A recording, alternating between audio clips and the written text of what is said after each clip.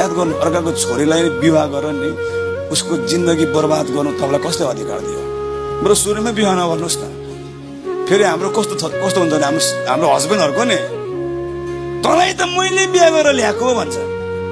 ठुलै गुण गरेको जस्तो कि माने उनले बिहा नगरेको भए चाहिँ उसको चाहिँ बिहा नगरेको त त्यस्तो भन्थ्यो भने तपाईँले भन्नुहोस् है तिम्रो यो हेर त म आएको पो भनेर।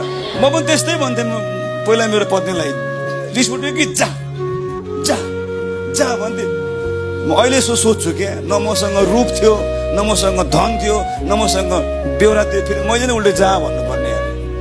तपाईँको पत्नीलाई नि पति चाहिएको, शासक चाहिएको होइन। विवाहित पतिहरू चाहे तपाईँ भर्खरै विवाह गरेको हुन्छ नि आफ्नो पत्नीलाई चाहिँ आफ्नो शरीरलाई चाहिँ प्रेम गर भन्छ।